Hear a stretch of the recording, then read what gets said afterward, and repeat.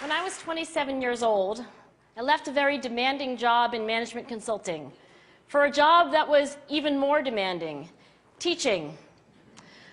I went to teach 7th graders math in the New York City public schools. And like any teacher, I made quizzes and tests, I gave out homework assignments. When the work came back, I calculated grades. What struck me was that IQ was not the only difference between my best and my worst students. Some of my strongest performers did not have stratospheric IQ scores.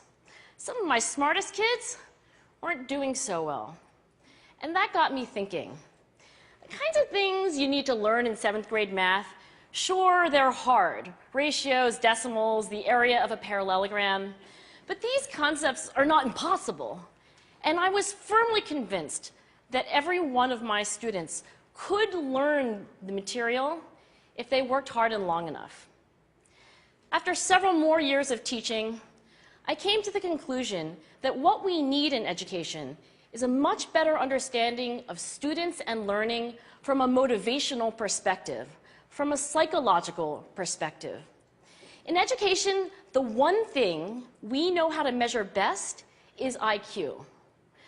But what if doing well in school and in life depends on much more than your ability to learn quickly and easily?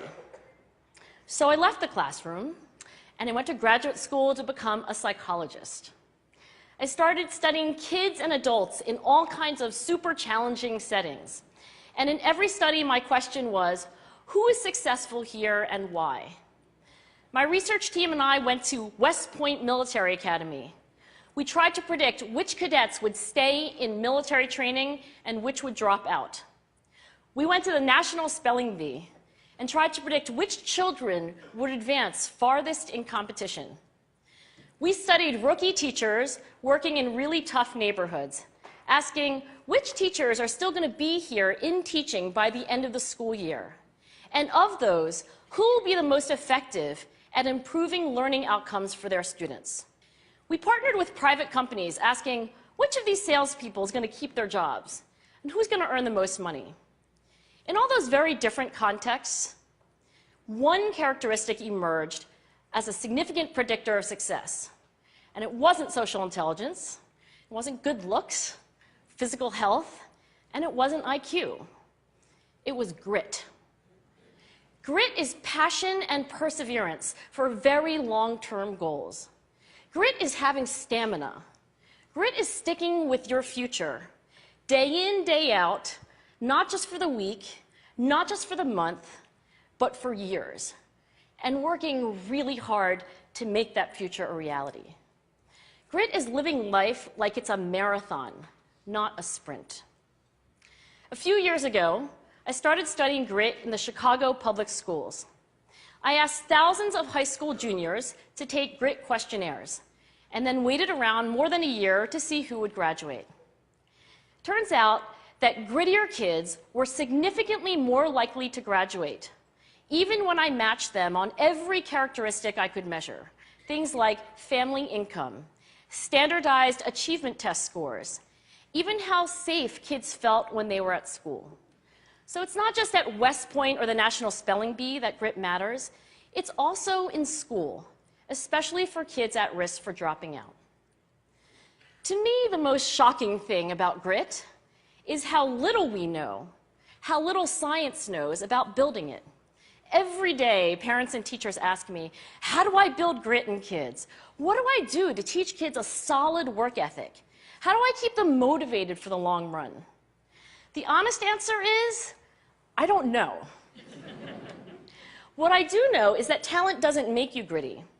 Our data show very clearly that there are many talented individuals who simply do not follow through on their commitments. In fact, in our data, grit is usually unrelated or even inversely related to measures of talent.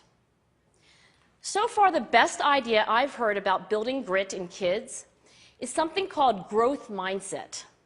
This is an idea developed at Stanford University by Carol Dweck, and it is the belief that the ability to learn is not fixed, that it can change with your effort. Dr. Dweck has shown that when kids read and learn about the brain and how it changes and grows in response to challenge, they're much more likely to persevere when they fail because they don't believe that failure is a permanent condition. So growth mindset is a great idea for building grit, but we need more. And that's where I'm going to end my remarks, because that's where we are. That's the work that stands before us.